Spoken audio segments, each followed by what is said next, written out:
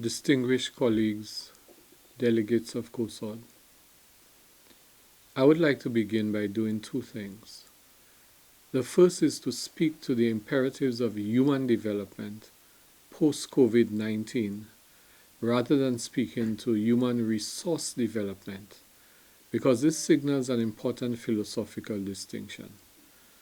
To frame the imperative as a challenge of human development is to adopt a more ecological approach that recognizes the centrality of the human condition in the evolution of civilizations. To frame it as a human resource development challenge is to remove agency and to reduce it to a matter of cultivation and utilization of a commodified entity. Language matters because it codifies history and it shapes frameworks of perception. There is an unacknowledged resonance in referring to Caribbean people as human resources. The referential difference is that in the 17th century, the human resource was not the object of development, but the object of exploitation. In the 21st century, the reference still denotes an objectification as any other resource, rather than subjectification.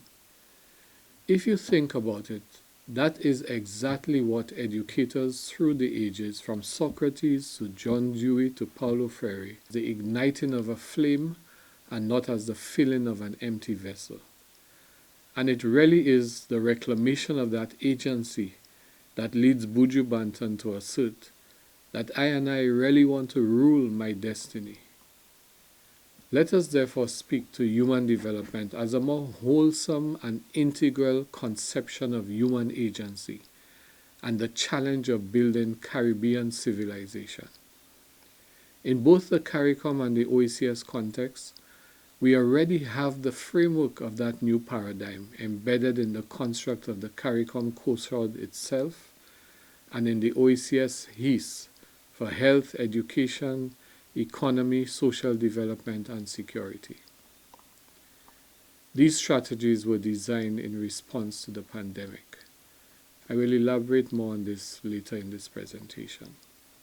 The second thing is stepping away from the prevailing fixation with the pandemic itself to take the higher altitude perspective and analysis to discern, with the eye of the eagle, what are the distinguishing and enduring features of this historic moment? Living as we are in the vortex of crisis, we are all being overwhelmed by what I have described as the concatenation of crises that assail us, from climate change to COVID-19 to economic shutdown, and for me as an educator, the educational shutdown. Each expression of crisis compounds the other, creating an exponential multiplication of our problems. And it is so easy to either succumb to a sense of powerlessness or to fight with a sense of futility as we see wave after wave of infection, hurricane after hurricane, debilitating drought followed by furious flood. Today's dystopian reality evokes the rage and the impotence of Shakespeare's King Lear. And I quote, "Blow, winds, and crack your cheeks, rage, blow, you cataracts and hurricanes sprout, till you have drenched our steeples, drowned the cocks, you sulphurous and thought-executing fires. Vaunt couriers to oak-cleaving thunderbolts, singe my white head, and thou, all shaking thunder, strike flat the thick rotundity of the world, crack nature's molds, all germain spill at once, that makes ungrateful man." It is not just a conspiracy of nature that we contend with, but also the consequences of man's gender deliberate, of man's inhumanity to his own, and our insensitivity to the delicate balance of the universe. This is therefore our defining moment. How we respond to the insuperable challenges of our time, unlike the unidimensional challenges of other epochs, will determine the survivability of the human race. As we take a higher altitude view of our contemporary challenges, what can we see from this vantage point? The essence of our situation is best described by the VUCA concept. Our time is a time of V, vexing volatility, U, unsettling uncertainty, C, confusing complexity, and A, astonishing ambiguity. This is the dynamic that is driving the emotional distress, the incapacity for assertive action, and the rise of irrationality as much in individuals as in nations. Understanding its inner dynamic, how then can we respond to the circumstance of our time? We can start by reflecting on the implications of the VUCA paradigm for how we navigate this new reality. Each characteristic of this reality has distinct features which conversely imply their own solutions. Volatility is expressed in the instability and the unpredictability of events, which are often unexpected and consequently turn out to be unmanageable.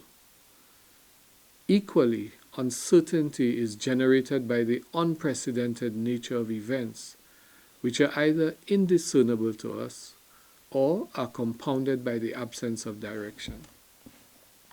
Situations can be made incomprehensibly complex by the many moving parts, by the tangled web of so many interconnected parts that envelops them. And lastly, ambiguity resulting from a lack of clarity, too many unknowns that defy conventional logic or solutions that lead to lack of direction and contradictory meanderings. It is now accepted logic that buried deep in every crisis are the seeds of opportunity. VUCA situations are elementally disruptive in very negative ways, but they are also potentially transformative if, as is colloquially posited, we don't let a good crisis go to waste. To invert this paradigm, a converse VUCA is needed. V for volatility, to be bridled by the exercise of vision, painting a picture of the future that you want. Uncertainty, mitigated by extension of understanding, thinking and planning meta-strategically. Complexity, overcome by clarity, that comes from a sincere attempt to essentialize the challenge, keep it at its elemental simplicity so that one's energy can be focused. Ambiguity, conquered by agility, the capacity to act quickly, nimbly, and flexibly based on the clarity of understanding and guided by a well-defined vision. What were the imperatives for human development pre-COVID-19? As indicated earlier, our pre-COVID reality is vastly different from our post-COVID circumstance. The endurance and stress test of any idea or imperative is whether or the extent to which it continues to be relevant as life pivots. As also indicated earlier, both Caricom and OECS have constructs that conceive human development as an integral thing, and the challenges posed by the current dystopia have tested the robustness and the value of these constructs and found them to be sound. The Council for Human and Social Development, COSOD, brings together the key concerns of human development in the Caricom integration effort that facilitates a transdisciplinary expression of policy across portfolios that must work synergistically and convergently if human progress is to be achieved in the region. As this diagram shows, COSOD subject matter jurisdiction spans health, education, labor, culture, sports, and the particular demographics of youth and women. Through the lens of COSOD, there are two major pre-COVID declarations of imperative intent The first is the United Nations Sustainable Development Goals, which speak to the 17 imperatives that represent, and I quote, a blueprint to achieve a better and more sustainable future for all. Aligning the SDGs to the portfolio subject matter of Hrd punctuates the synergistic potential and the importance of both to our quest for a better and more sustainable future for Caribbean people. And note the emphasis is on people, because it is not about the disembodied alignment of institutions and bureaucracies. Let's take a quick walk through to see the alignment and to explore how the dynamic of the SDGs and the Hrd remit can yield new pathways of innovation and action, even pre-COVID. Education, for example, converges with all 17 SDGs, and the narrative is as follows. The elimination of poverty and hunger are prerequisites for the attainment of a quality education. And note that this is where education converges with those 3 SDGs. So too is the existence of good health and well-being, which are themselves reinforced by a high-quality education. Then gender equality permeates the education agenda in all respects. The content and pedagogy of education impacting the cognitive and the affective development of males and females. A socialization culture that exposes and eliminates patriarchy, stereotyping, and prejudice. An education that prepares the young and the old for greener, bluer, more sustainable modes of production, for more responsible consumption under the SGD, for participating in collective and civic action against climate change, another SGD, for taking personal responsibility in family as well as in community, yet another SGD. An education that prepares children and retools adults for decent work and engagement in economic growth that is spurred by innovation in industry, an SDG, and is made more just by the applications of principles of equality and economic justice, another SGD. These principles must in turn be maintained by strong institutions, SGD, and supported by strong social consciousness that gives life to living democratic traditions. The education component is the easy part. Not all SDGs appear to align as easily with the Hrd subject matter. Take culture, for example. This will require a reconceptualization of our common assumptions about culture. Ask anyone on the street about culture, and you will invariably get a response that speaks to it as either traditional practices, values, and mores, or as contemporary forms of entertainment, fete and festival. A Google definition of culture says, and I quote, "Culture is the characteristics and knowledge of a particular group of people, encompassing language, religion, cuisine, social habits, music, and the arts. Thus, it can be seen as the growth of a group identity fostered by social patterns unique to the group." End of quote. Applying the SDGs to this subject, however, considerably widens the definition and enables us to reconceptualize it as the unique value proposition of any civilization, meaning their values and its expressions, whether in art, literature, ritual, or entertainment, and entertainment itself is a form of ritual, that provides a unique identity to that tribe.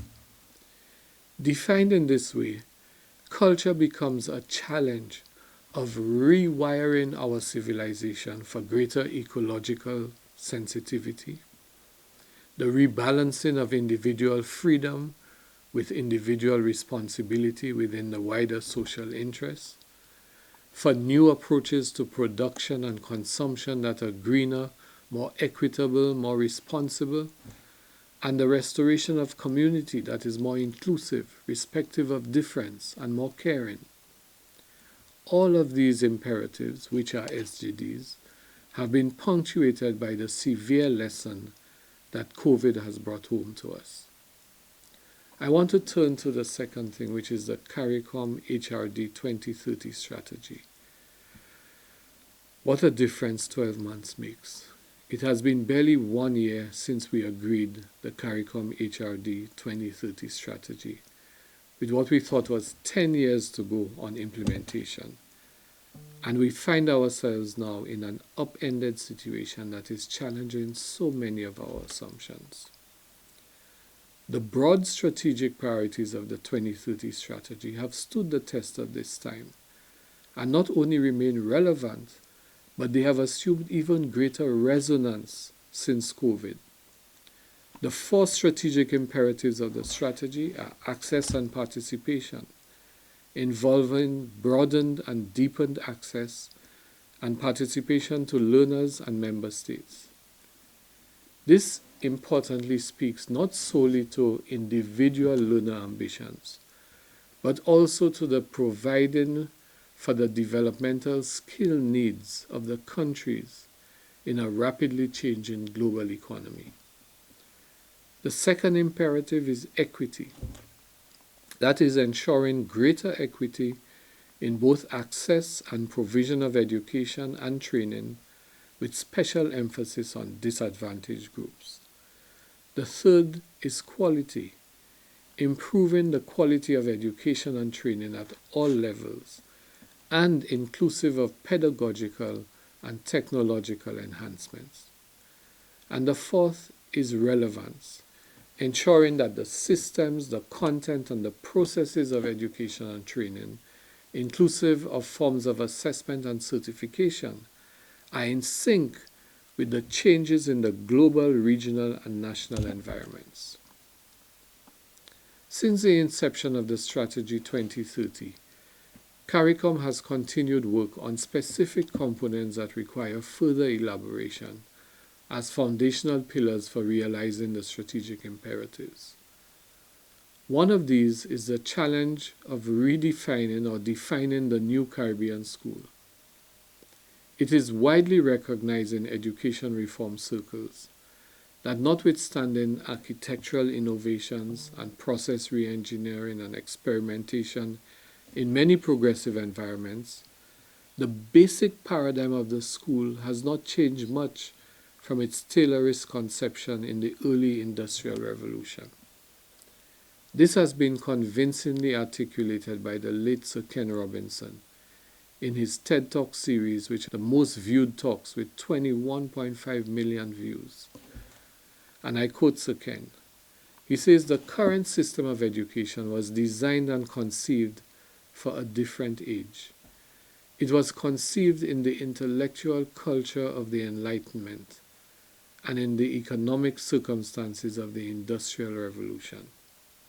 Schools are pretty much organized on factory lines, on ringing bells, separate facilities, specialized into separate subjects.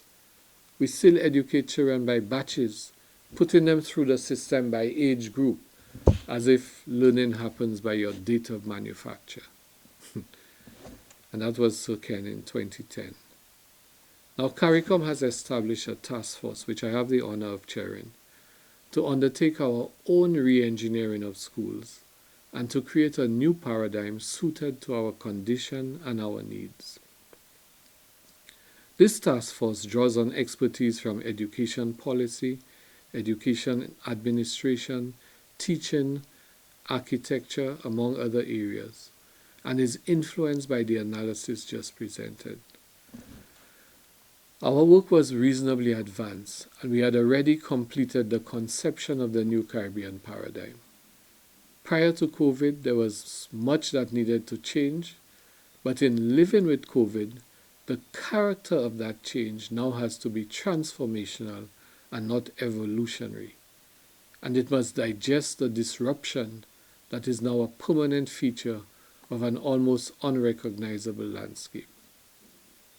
The task force is now back to the drawing board undertaking a more forensic revision of this earlier thinking to take account of the damage of the disruption as much as to identify the opportunities that it has created. Using this real situation, let us examine what has COVID done to these imperatives. Alongside the closure of all business activity was the closure of schools, all abruptly occasioned by the grave and present danger of the pandemic. The bottom line is that schools are shut, and we had no choice but to imperfectly implement within 2 months what we've been talking about for 20 years. Online learning became an instant imperative. The efforts by all of our governments in the face of the abrupt brick wall to learning have been heroic. But the moral of the story is that we knew that the future was digital. And we knew that any ambition to global competitiveness necessitated that pivot. But we vacillated, and true to form, our approach to the solution was anemic and siloed. As Registrar of CXC, as far back as 2008, we persistently advised all administrations who were rushing to provide laptops to students that the device was only one leg of the stool. An ICT device without broadband or learning content was useless. The fourth leg of the stool would ensure that learning was properly grounded was teacher education on 2 fronts. One, helping teachers to master the use of the technology as users themselves, and secondly, empowering teachers to master the use of the device as a pedagogical tool for learning. Educational transformation can never be achieved by unidimensional initiatives. It must be guided by vision. It must be driven by passion. And it must be executed by systemic strategies, ecosystemic strategies. While COVID forced us to move with alacrity, it also exposed our weaknesses. The imperfection of hasty plasters on bleeding wounds exposed the digital divide that we always knew existed but failed to close. The impact of COVID on our work on the reconceptualization of school in the Caribbean has highlighted the following reality checks. As we experience successive waves of the pandemic, and with the awareness that this period is indefinitely one of volatility, uncertainty, complexity, and ambiguity, VUCA, is the massive physical structure of schools still a necessary investment? What type of infrastructure is appropriate to this context to ensure the continuity of learning? And how can such a model not only allow for continuity, but for qualitative improvement of learning? Is this then an opportunity for learning to be more individualized? Can learning be boosted by a pedagogy that enables physical distancing but empowers virtual teamwork? How best to wrap the conception of the new Caribbean school around the characteristics of Generation Z, who are themselves digital natives, in the view of some older people, the most extreme type? It must be noted that all of these questions revolve around the fundamental issues raised by Sir Ken in his call for changing the education paradigm. Additional challenges then flow from these considerations, and they are related to the nexus in our Caribbean between the world of work and the world of school. Increasingly, as schools are shut when workplaces are open, working parents, and especially working single parents, are faced with a conundrum. COVID has effectively challenged all of our prevailing assumptions and complacencies about the nature of school, the challenges of access and participation, the scale and character of the equity imperative, rethinking the ingredients of quality, and the definition and concrete determination of relevance, In a more general sense and across the sectors of responsibility for Hrd, whether health, education, security, labor, even culture and sports, and especially impacting the demographics of women and youth, we see the following impacts on our strategic imperatives. It has made the needed the necessary and the inescapable. It has accelerated the digital revolution and exposed the digital divide. It has disrupted the traditional hierarchy of jobs, and some of the least regarded have now become the most required. For example, sanitation workers, cleaners, nurses, to name a few.